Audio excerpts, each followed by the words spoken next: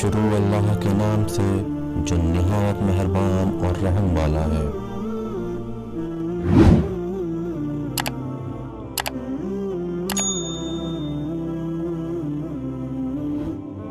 حضور صلی اللہ علیہ وسلم نے صفا پہاڑی پر تشریف لے جا کر مکہ کے تمام قبیلوں کو بلا کر اللہ کا پیغام پہنچایا اور صاف صاف کہہ دیا کہ اللہ کا عذاب قریب آ لگا ہے، خدا پر ایمان لے آؤ، اس خدا پر جو سب کا پیدا کرنے والا ہے، جو پتھر کے اندر رہنے والے کیڑے کو بھی روزی دیتا ہے، جو آگ میں اور سمندر میں رہنے والے جانوروں کو بھی زندہ رکھ سکتا ہے۔ عبادت کے لائق وہی ہے جس نے سب کچھ بنایا ہے۔ بتوں کی پوجا چھوڑ دو، ان بتوں کو جن کو نادانی سے تم اور تمہارے باپ دادا پوجتے ہیں۔ یہ بت نہ خدا ہیں، نہ خدا کے دربار میں ان کی پہنچ ہے۔ انہیں تم نے اپنے ہاتھوں سے بنایا ہے، جنہیں تم خود بناؤ وہ تمہارے خدا کیسے ہو سکتے ہیں؟ پھر یہ باتیں کب کہیں؟ اس وقت جب کہ تمام مکہ اور سارا عرب اور عرب کا کونا کونا بت پرستی کی لعنت میں گرفتار تھا۔ صدیوں سے لوگ بتوں کو خدا مان کر پرستش کر رہے تھے۔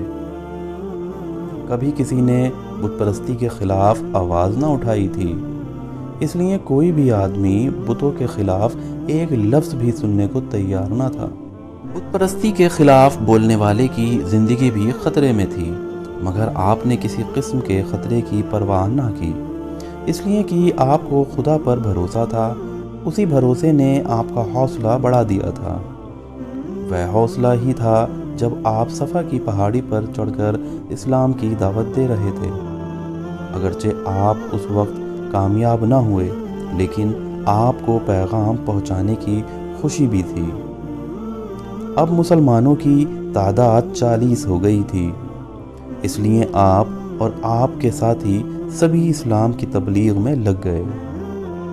ایک دن آپ نے حضرت علی سے کہا کہ دعوت کا سامان کرو اور تمام قریبی رشتہ داروں کو بلا لاؤ۔ حضرت علی نے دعوت کا سامان کیا اور تمام رشتہ داروں کو بلا لائے۔ چنانچہ تھوڑی دیر میں لوگ آنا شروع ہو گئے۔ عباس، حمزہ، ابو لہب، ابو جہل، ابو طالب، ولید اور بہت سے لوگ آئے۔ سب کے سامنے کھانا چنا گیا، سب نے اطمینان سے کھایا۔ جب کھانا کھا چکے تو حضور صلی اللہ علیہ وسلم کھڑے ہوئے اور آپ نے فرمایا، میرے بزرگوں، جو کچھ میں کہوں اسے ٹھنڈے دل سے سنو اور اس پر غور کرو۔ یہ خیال نہ کرو کہ میری باتیں تمہارے مذہب کے خلاف پڑ رہی ہیں یا نہیں۔ دیکھو، تم بتوں کو پوجتے ہو اور بتوں کو انسان نے بنایا ہے۔ کیا انسان کی بنائی ہوئی چیز بھی انسان کا خدا ہو سکتی ہے؟ پھر بت بھی بہت ہیں۔ اگر دنیا میں اتنے خدا ہو جائیں تو دنیا کا نظام قائم نہیں رہ سکتا۔ یہ خیال بھی صحیح نہیں کہ پتھر کے بت خدا کے دربار میں سفارش کیسے کریں گے۔ میرا خیال ہے ایک اللہ ہی ہم سب کا معبود ہے، وہی آسمانوں اور زمین کا رب ہے، وہی زندگی اور موت دیتا ہے۔ لوگوں، بہت دنوں تک گمراہی کے گڑھے میں پڑے رہے، بہت سو چکے، اب اٹھو، گمراہی سے نکلو اور ایک خدا کی عبادت کرو۔ تمام لوگ پورے دھیان کے ساتھ حضور صلی اللہ علیہ وسلم کی باتیں سن رہے تھے۔ ابو لہب پیچ و تاب کھا رہا تھا کہ کہیں لوگ حضور صلی اللہ علیہ وسلم کی باتوں سے متاثر ہو کر اپنے باپ دادا کا مذہب چھوڑ کر اسلام کی گود میں نہ چلے جائیں۔ اس لیے اس نے ٹوکا ٹاکی شروع کر دی۔ لوگوں کے دھیان کو حضور صلی اللہ علیہ وسلم کی باتوں سے موڑنا چاہتا تھا۔ چنانچہ ایسا ہی ہوا، لوگوں کی توجہ ہٹ گئی۔ پھر ابو جہل اٹھ کھڑا ہوا، لوگ بھی کھڑے ہو گئے اور ایک دو دو کر کے جانے لگے۔ سب سے آخر میں ابو لہب گیا۔ اگرچہ اس دعوت سے بھی حضور صلی اللہ علیہ وسلم کوئی فائدہ نہ اٹھا سکے، لیکن حضور صلی اللہ علیہ وسلم نے کوئی خیال نہ کیا اور کچھ دنوں کے بعد پھر دعوت کی گئی۔ حضور صلی اللہ علیہ وسلم کی دعوت میں پھر سب لوگ جمع ہوئے۔ پھر حضور صلی اللہ علیہ وسلم نے وہی تقریر فرمائی۔ اس بار ابو لہب کو گڑبڑ کرنے کی ہمت نہ ہوئی، خاموش سنتا رہا۔ دوسرے لوگ بھی خاموش رہے۔ آخر میں آپ نے پوچھا، کون ہے میرے اس نیک کام میں میرا مددگار؟ سب چپ رہے، کوئی بھی نہ بولا۔ حضرت علی کھڑے ہوئے۔ آپ نے فرمایا، حضور صلی اللہ علیہ وسلم، اگرچہ میں سب سے چھوٹا ہوں، کمزور ہوں، مگر میں آپ کا ساتھ دوں گا، اپنی زندگی کی آخری سانس تک ساتھ دوں گا۔ ابو لہب حضرت علی کی باتیں سن کر ہنس پڑا۔ اس نے مذاق اڑاتے ہوئے کہا، محمد، علی تمہارا ساتھ دے گا، اب تجھے کس بات کا ڈر؟ حضور صلی اللہ علیہ وسلم نے کہا، تم مذاق اڑاتے ہو تو ٹھیک ہے، کچھ دن اور اڑا لو، پھر خود ہی رو گے، پچھتاؤ گے۔ آپ نے جوش میں آ کر کہا، سنو اور کان کھول کر سنو، ایک نہ ایک دن پورا عرب بتوں کی پوجا چھوڑ کر رہے گا اور اسلام کا سورج چمک اٹھے گا۔ ابو لہب ہنستا ہوا اٹھا اور چلا گیا۔ اس کے ساتھ ہی تمام لوگ اٹھے اور چلے گئے۔ آج کی دعوت کا بھی کوئی مفید نتیجہ نہ نکلا۔ اب آپ نے یہ طریقہ بنا لیا کہ جب نماز کا وقت ہوتا، خانہ کعبہ میں جاتے اور نماز پڑھنے کے بعد بت پرستی کے خلاف زور شور سے وعظ فرماتے۔ اس سے کافروں میں غصہ پھیل گیا۔ ہر بت پرست آپ کا جانی دشمن ہو گیا۔ تمام قبیلوں نے مل کر ایک مجلس شورا بلائی اور یہ تجویز پاس کی کہ حضور صلی اللہ علیہ وسلم کو اور ان لوگوں کو جو مسلمان ہو گئے جتنی تکلیف دی جا سکیں دو۔ چنانچہ حضور صلی اللہ علیہ وسلم پر سب سے پہلے سختیوں کی شروعات ہوئی۔ شروع میں تو بدماش گوکھرو کانٹے دار جھاڑ لاتے اور رات کو اس راستے پر بچھا دیتے جس سے حضور صلی اللہ علیہ وسلم گزرنے والے ہوتے۔ چونکہ آپ کو گوکھرو تکلیف دیتے تھے، کانٹے دار جھاڑ دامن مبارک سے الجھ جاتے تھے، پر آپ صبر کرتے اور گوکھرو اٹھا کر کانٹے دار سمیت پھینک دیتے اور کبھی کسی سے شکایت نہ کرتے۔ عربوں کا خیال تھا کہ حضور صلی اللہ علیہ وسلم ان روز کی سختیوں سے تنگ آ کر بت پرستی کے خلاف جد و جہد بند کر دیں گے، لیکن حضور صلی اللہ علیہ وسلم کیسے بند کر سکتے؟ خدا کا حکم نازل ہو چکا تھا کہ اعلانیہ تبلیغ کرو۔ آپ برابر تبلیغ کرتے رہے۔ شریر شیطانوں کو اس پر بڑا غصہ آیا۔ اب انہوں نے نہایت گھنونے طریقے اختیار کیے۔ رات کو جب حضور صلی اللہ علیہ وسلم اور حضور کے متعلق لوگ سوتے ہوتے تو گندگی حضور صلی اللہ علیہ وسلم کے بستر پر، کھانا پکانے کے برتنوں پر، پانی پینے کے چھاگلوں پر پھینک جاتے۔ اس سے آپ کو بڑی تکلیف ہوتی۔ ہر دن خود برتنوں کو صاف کرتے، کپڑے دھوتے، نہاتے، لیکن زبان سے کچھ نہ کہتے۔ عرصہ اسی طرح گزر گیا تو ایک دن اتنا کہا کہ اے بنو عبد مناف، یہ اچھے پڑوسی کا حق ادا کر رہے ہو، بھلا اس بات کا ان پر کیا اثر ہوتا؟ وہ برابر گندگی پھینکتے رہے اور حضور صلی اللہ علیہ وسلم کو حیران کرتے رہے۔ اب شریر اور بدماش اور گنڈے کچھ اور زیادہ گستاخ ہو گئے تھے۔ وہ حضور صلی اللہ علیہ وسلم کے سامنے حضور کو برا بھلا کہتے، شاعر، مجنوں، عراف، کاہن وغیرہ وغیرہ کے خطاب دیتے۔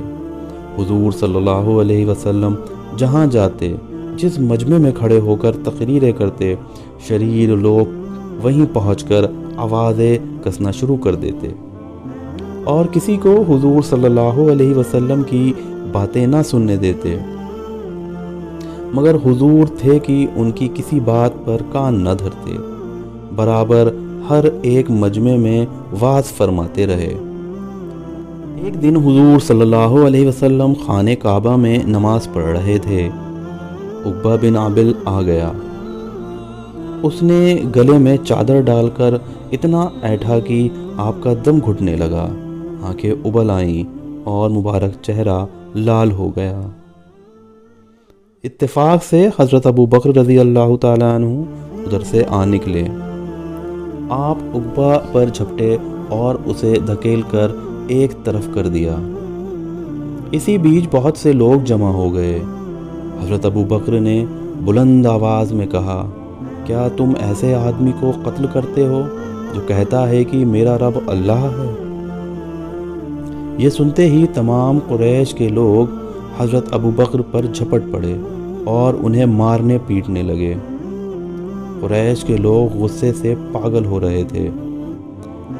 اتنے میں کچھ نیک دل لوگ آ نکلے اور انہوں نے کہہ سن کر حضرت ابو بکر کی جان بچائی۔ اسی طرح ایک دن حضور صلی اللہ علیہ وسلم حرم شریف میں نماز پڑھ رہے تھے۔ بہت سے لوگ آپ کے پاس جمع ہو گئے۔ جب آپ نماز پڑھ چکے تو آپ کی شان میں گستاخی کرنے لگے۔ حضرت حارث بن اعلیٰ قریب ہی تھے، وہ آ گئے اور انہوں نے شریر شیطانوں کو باز رکھنا چاہا۔ لوگ ان پر ٹوٹ پڑے اور انہیں اسی جگہ شہید کر دیا۔ حضور صلی اللہ علیہ وسلم کو ان کی شہادت کا بڑا افسوس ہوا۔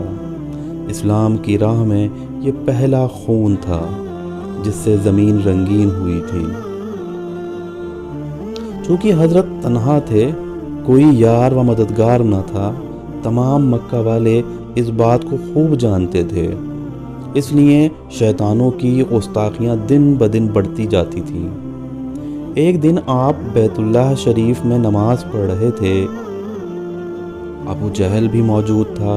ابو جہل نے کہا، باہر ابھی اونٹ ذبح ہوا ہے، اس کی اوجڑی پڑی ہوئی ہے، کوئی اسے اٹھا کر لاؤ اور محمد صلی اللہ علیہ وسلم کے اوپر ڈال دو۔ عقبہ نے کہا، میں لاتا ہوں۔ چنانچہ وہ گیا اور 2 آدمیوں کو ساتھ لے کر اوجڑی اٹھا لایا۔ جب حضور صلی اللہ علیہ وسلم سجدے میں گئے تو اس نے اوجڑی آپ صلی اللہ علیہ وسلم کی پیٹھ پر رکھ دی۔ دشمن اپنی اس شیطانی حرکت پر کھلکھلا کر ہنسنے لگے۔ اس مجمع میں حضرت عبداللہ بن مسعود بھی موجود تھے۔ یہ مسلمان ہو چکے تھے، دل میں دشمنوں کی اس حرکت پر کڑ رہے تھے، لیکن کچھ کہنے یا اوجڑی اٹھانے کی ہمت نہ ہوتی تھی، چپ چاپ کھڑے رہے۔